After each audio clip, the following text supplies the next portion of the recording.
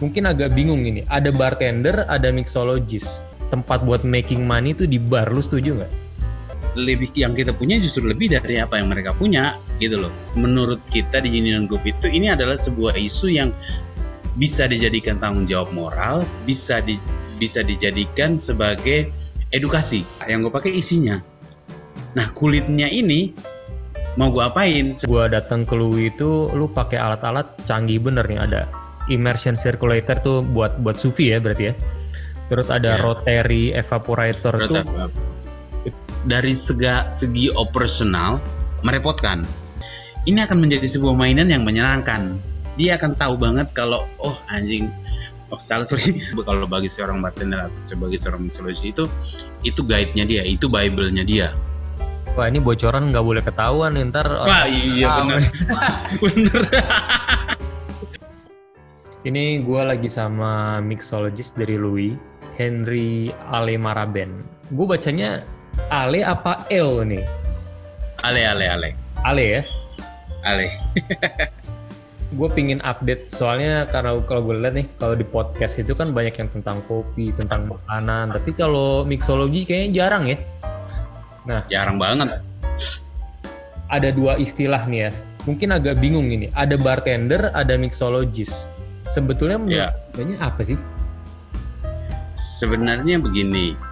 Bartender itu ya mixologist itu bartender juga. Cuman biasanya mixologist itu dia ada di sebuah kasta lebih tinggi daripada seorang bartender. Nah, dia ini lebih concern ke research and develop, dia lebih peka sama sesuatu hal yang baru gitu.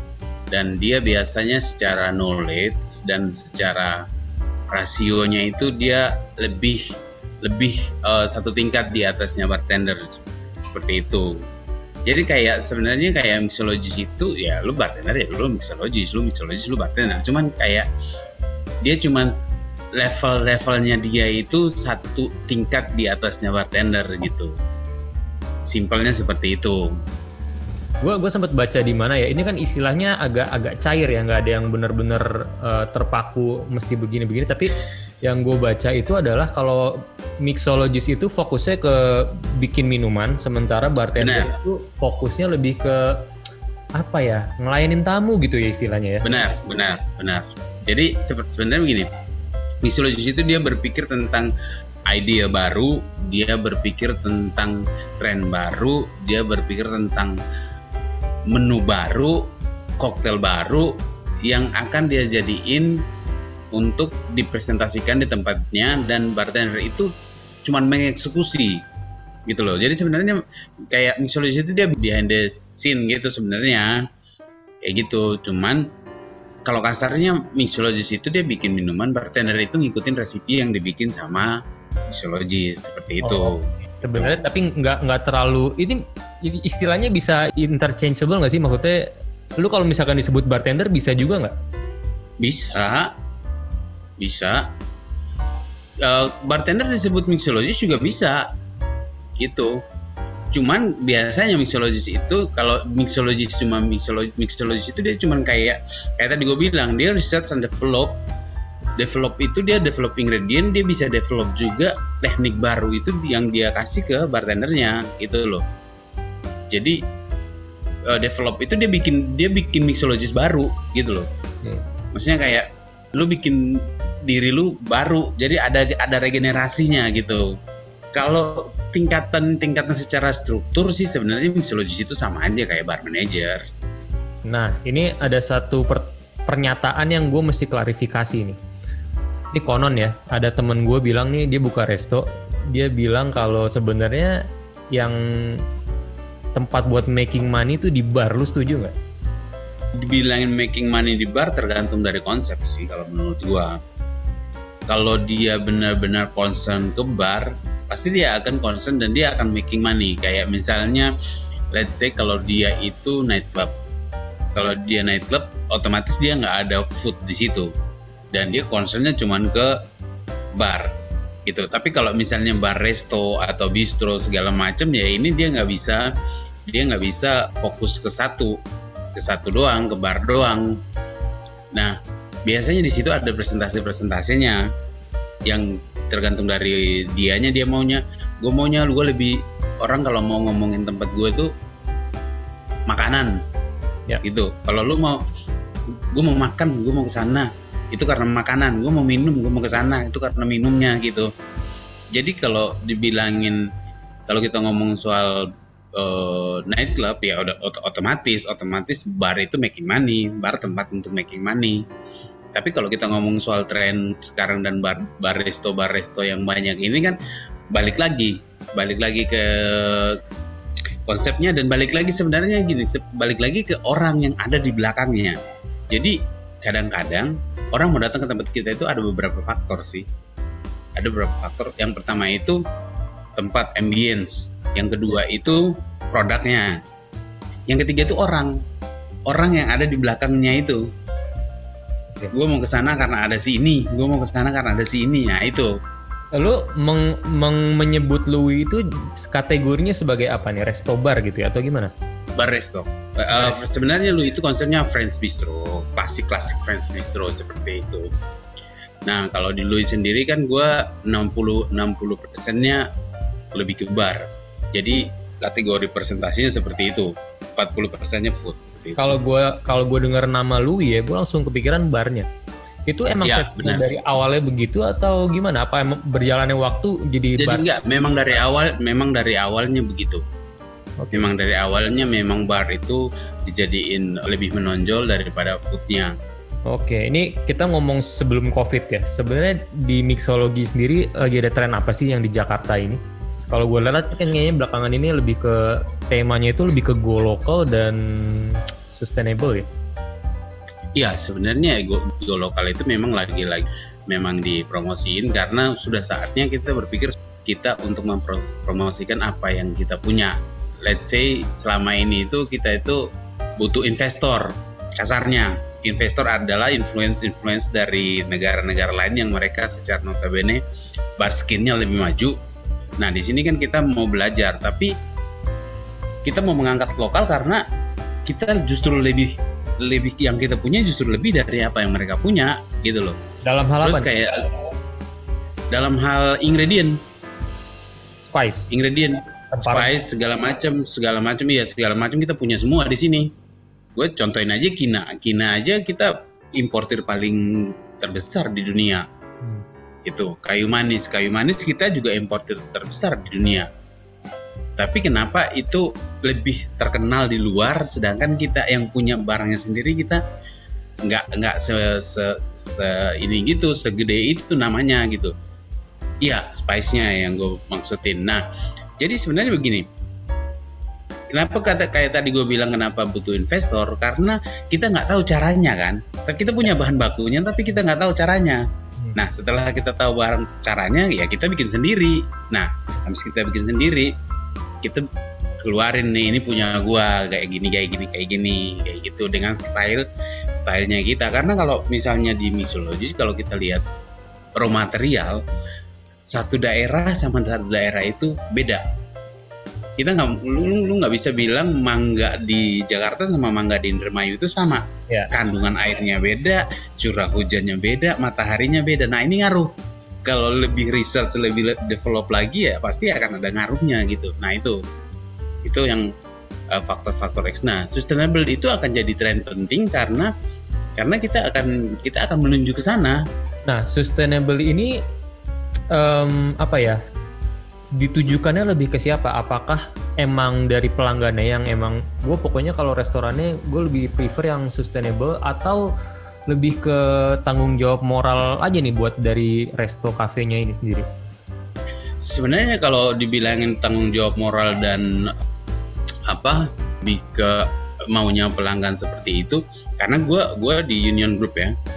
Union Group itu dia mau jadi lead. Dia nggak pernah mau jadi followers, dia mau jadi lead. Nah, dia mau jadi lead, jadi karena menurut kita di Union Group itu ini adalah sebuah isu yang bisa dijadikan tanggung jawab moral, bisa dijadikan sebagai edukasi. Justru jadi itu yang kita angkat, karena di luar sana orang bermain dengan hal itu. Nah, di sini kita untuk mencoba untuk di depan, kita nunjukin ke orang kalau sustainable itu begini. Nah, Indonesia itu bisa melakukan sustainable karena tanggung jawab moral juga, seperti itu. Tapi so far seberapa peduli pelanggan kita tentang isu ini? Nah, kalau seperti ini agak susah ya sebenarnya kalau gue sebagai orang Indonesia. Karena orang Indonesia itu mindsetnya adalah mereka susah untuk menerima sesuatu hal yang baru, bahkan itu bagus sebenarnya. Gitu. Mereka akan susah untuk menerima hal baru. Jadi kayak lu harus terus mengeducate, bahkan targetnya kita itu bisa 2 tahun kemudian baru semua pelanggan lu bisa mendapat 50% pelanggan lu itu mereka akan paham apa itu sustainable. Mereka akan paham, oh gue harus nggak boleh pakai plastik straw, gue nggak boleh pakai begini, gue nggak boleh pakai begini. Nah itu kayak gitu tuh kayak susah untuk, tapi itu akan terus dilakukan sama kita dan konsisten. Union Group dulu apa sih, tapi karena konsisten kita akan terus begitu ya, jadinya sekarang Union Group itu gede. Nah hal yang sama dengan isu sustainable ini. Oke, karena gue lihat juga ini kan isunya di luar itu diangkat sekali kan, sustainability, go local, dan di Bali juga apalagi tuh. Tapi kalau gue di Jakarta ya, gue ngeliat masyarakatnya kurang peduli sih. Bener gak sih? Iya, bener banget. Di bar itu kalian ngangkat isu ini gimana nih? Campaign-nya lewat mana nih? Sebenarnya campaign itu kita ada beberapa, adalah kita training. Jadi kayak jangankan tamu dulu deh, staff sendiri harus paham apa ini sustainability gitu loh. Dia harus paham dulu, lu maksudnya sustainability ini apa gitu loh, ngaruhnya apa. Coba lu jelasin kalau yang sustainable-nya versi lu itu gimana? Kalau gue sustainable itu dia ada beberapa, ada lingkungan, terus dia ke ekonomi sama sosial. Kalau lingkungannya itu udah pasti gue peduli sama lingkungan. Kalau ekonomi secara cost dia lebih murah. Ya. Dia lebih murah karena maksud gue beli let's say gue beli watermelon. Mangga yang gue pakai isinya. Nah kulitnya ini mau gue apain? Sedangkan kalau gue beli satu whole gitu yang udah dihitungnya, ya udah. Padahal kulitnya justru lebih berat daripada isinya. Kita nggak bisa beli semangka dagingnya doang kan? Nah, gitu. Padahal kalau secara sustainability, lu bisa pakai ini untuk pickle, gitu loh. Untuk pickle, lu bisa bikin pickle, lu bisa bikin koktail, terus lu pakai pickle on the side. Jadi orang ada savory gitu, seperti itu. Terus kalau ke sosial adalah lu peduli sama orang-orang di sekitar lu peduli sama alam, peduli sama hiu-hiu dan segala macam, ya seperti itu. Kalau menurut gua secara sustainability kita kalau dipandang dari segi gua itu ada tiga faktor itu. Terus ini terakhir nih ya, waktu gua datang ke lu itu lu pakai alat-alat canggih bener nih, ada immersion circulator tuh buat sufi ya berarti ya. Terus ada rotary evaporator itu kalau gue lihat harga alatnya sih pening juga tuh yang rotary itu. Itu gunanya buat apa sih sebenarnya? Sebenarnya rotary evapor itu adalah sebuah alat di lab. Rotary evapor itu biasa dipergunakan untuk kayak memisahkan raw material dan dia ngambil sarinya doang. Jadi kayak kita bikin essential oil seperti itu. Nah biasa sebenarnya rotary evapor itu kalau kita gambarin secara manual dia sistemnya sama seperti alat distilasi. Cuman kalau rotary evapor itu dia panasnya bisa kita atur. Terus ada alat vakum yang sebenarnya untuk mengambil liquid yang sebenarnya itu nggak dipakai.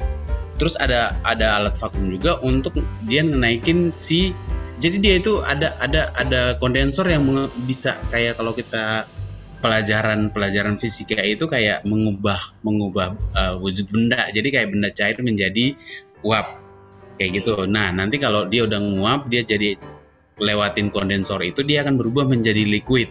Nah sebenarnya ini tuh sama kayak alat distilasi, cuman dia jatuhnya seperti infusing, cuman dia clear jatuhnya. Jadi kayak whisky bisa lu pakai rotavap, dia akan jatuhnya bening.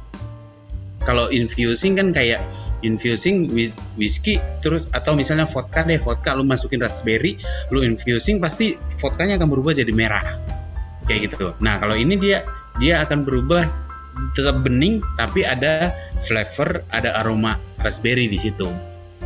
Nah kalau vakum itu sebenarnya kayak sous vide itu kalau bahasa Prancisnya adalah under vacuum artinya kalau kita lihat dari segi sainsnya itu kan liquid itu dia akan alkohol itu dia akan evapor, dia akan menguap.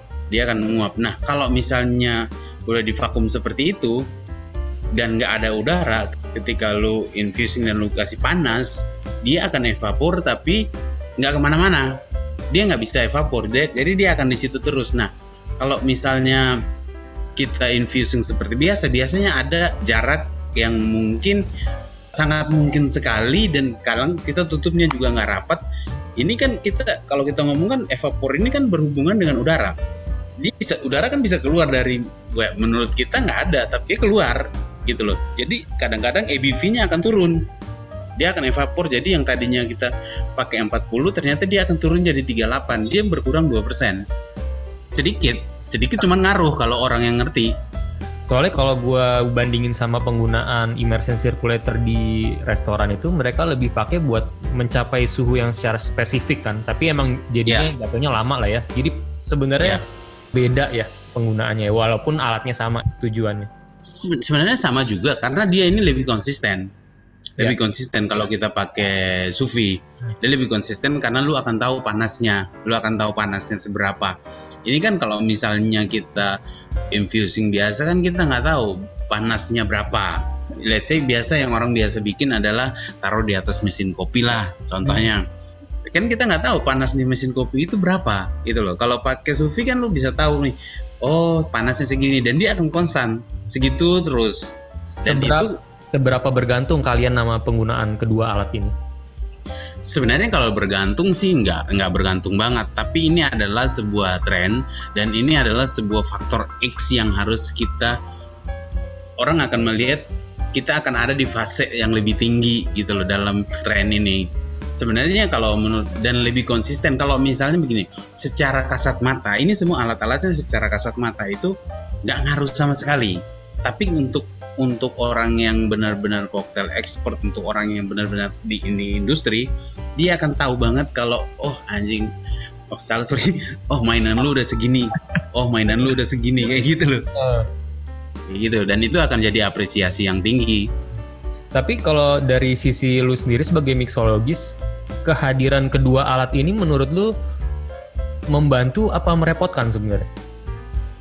Kalau menurut gua dari segi operasional merepotkan karena lu harus sous vide, paling tidak lu harus butuh waktu 3 jam, ya kan? Lama lah ya. Kalau lama, terus atau kalau enggak lu ready still pakai rotary evapor itu kadang-kadang bisa sampai 6 jam untuk nunggu dia. Tapi kalau secara gua sebagai seorang spesialis, ini akan menjadi sebuah mainan yang menyenangkan. Nah, dari segi market, ketika kita bisa mengedukasikan ke orang, ini akan jadi sebuah tren positif untuk penjualan. Berarti gue bisa asumsikan kalau misalkan koktail klasik sebenarnya nggak membutuhkan kedua alat ini ya? Ini kan alat modern. Ya. Kalau di Louis sendiri perbandingan antara koktail klasik sama yang modern itu berapa banyak sih penjualannya? Oke. Kalau dibilangin koktail klasik, ini dari segi penjualan nih. Ya, penjualan. Dari segi penjualan, to be honest, koktail klasik lebih banyak. Persentasenya kira-kira? Persentasenya 60-40. Nggak terlalu jauh lah ya? Nggak terlalu jauh, tapi dia lebih banyak. Karena orang 40 itu, kalau gue bilang 40 itu adalah orang pelanggan tetap. Kalau 60 ini adalah orang baru. Karena Louis kan di tempat di distrik yang kayak, kalau gue bisa bilang kayak bisnis distrik gitu kan. Jadi orangnya nggak akan stay lama, orangnya kadang cuma datang untuk berbisnis, besok pergi, dan yang ada dalam otak mereka adalah gue pengen klasik, gue pengen kayak gitu doang. Jadi nggak ada waktu buat lu untuk explain, tapi ada beberapa orang yang mereka akan datang lagi dan mereka akan setelah, ya maksudnya gue kalau untuk next visit dia akan mencoba koktail yang kita punya. Let's say ada orang pertama kali datang ke Louis nih, kira-kira lu rekomendasinya apa koktail? Kalau biasa kayak gitu gue tanya dulu nih. Kalau biasa kayak gitu gue tanya dia mau base spirit apa, dia mau rasanya seperti apa. Jadi kalau misalnya dia mau base spiritnya gin, kalau misalnya sour, gin sour gitu. Karena gue pecinta klasik. Gue pecinta klasik. Jadi biasanya yang gue tawarin adalah klasik koktail dulu. Kayak gitu. Gue tawarin klasik koktail dulu. Ya biasa kayak gitu. Biasa gue kasih last word gitu kan, sebuah klasik koktail yang lama banget dan itu hampir nggak ada. Tapi itu rasanya enak. Terus untuk sebagai appetite menurut gue itu enak karena lo bisa ngerasain banyak unsur di situ. Nah habis itu baru gue masuk lagi dengan, kalau dia udah enak gue baru masuk dengan signature gue. Nah di sini kayak upselling ini. Jadi kayak gue harus masuk dengan klasik dulu, baru gue masuk dengan signature gue. Seperti itu. Yang terakhir gue icipin itu Calamansi Highball, itu hitungannya klasik atau signature tuh? Signature tapi gini.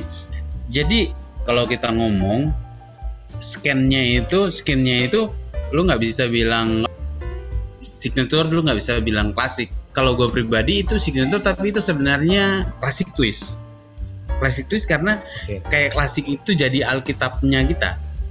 Klasik itu jadi alkitab. Jadi gue udah punya, jadi highball itu ya highball spirit, sama ada yang pakai jus, ada yang pakai gula, ada yang cuman spirit sama mixer kayak carbonate water segala macam kayak gitu.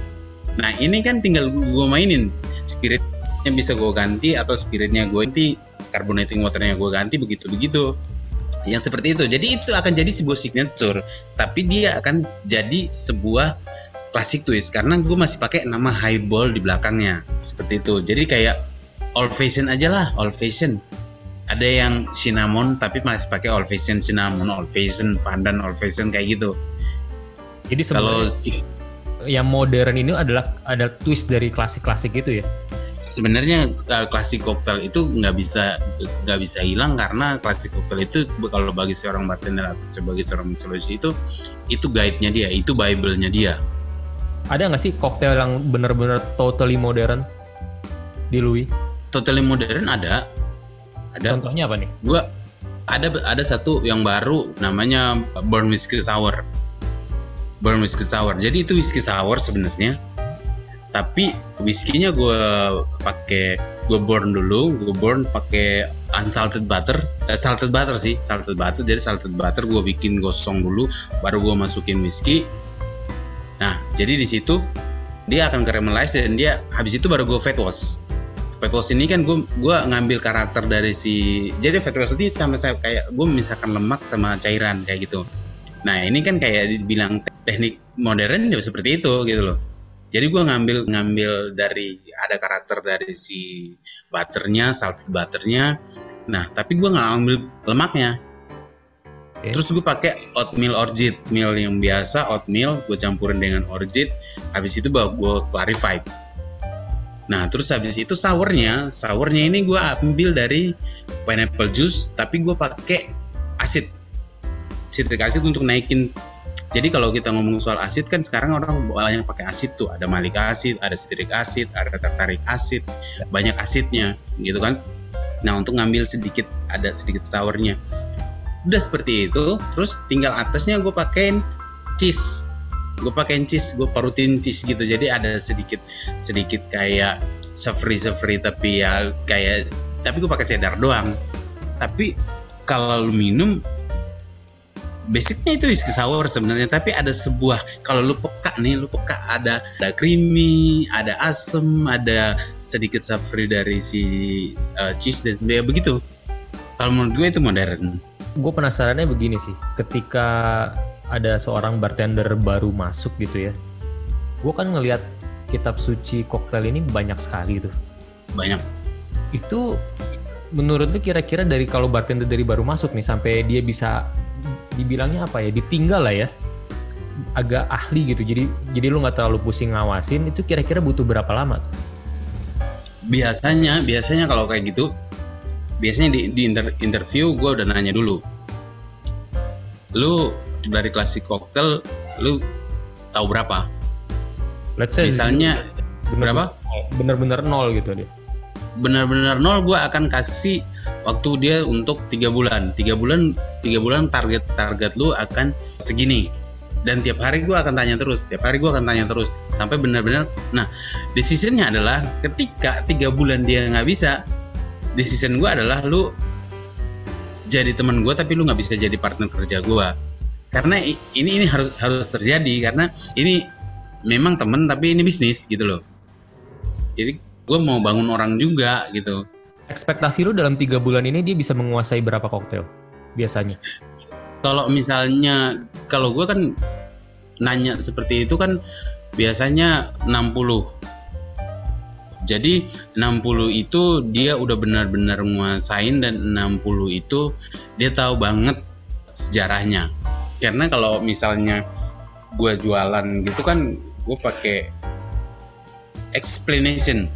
Lu tahu nggak Pak, ini dibuat tanggal segini, ini buat begini karena gininya, kayak jadi ada sebuah ritual yang membuat tamunya itu akan kayak kok sampai segitunya gitu loh, kayak ada nilai plus.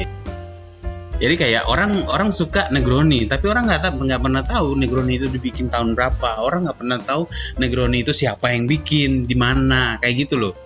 Tapi kalau dalam pandangan gue adalah ketika gue kasih koktel terus buat ini Pak, lu tahu nggak Pak, Negroni itu dibuat 1920 di Florence, Italia, namanya Cafe Casoni, orangnya namanya Fosco Scarelli yang bikin gitu kan.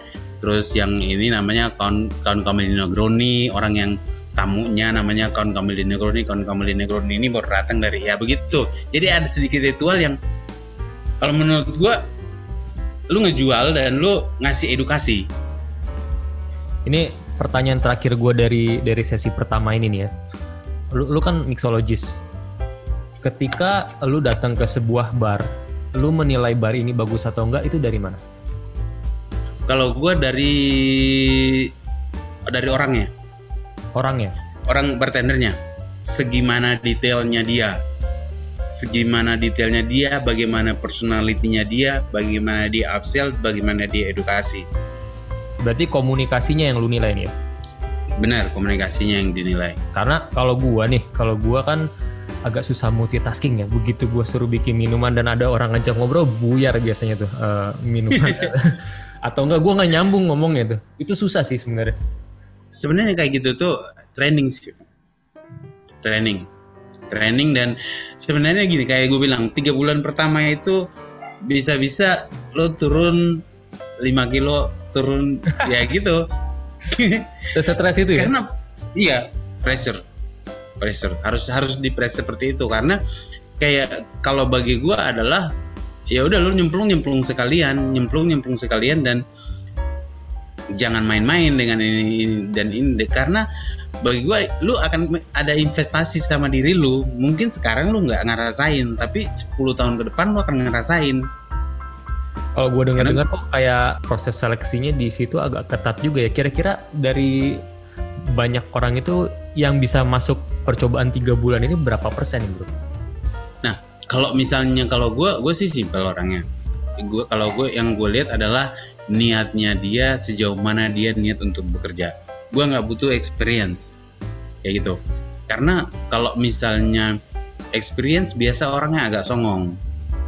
Ya. Biasanya orangnya agak songong dan dia itu biasanya agak defense. Gue taunya begini dan gue padahal kan ya standar gue begini, standar gue di tempat gue seperti ini, lu nggak bisa begitu gitu.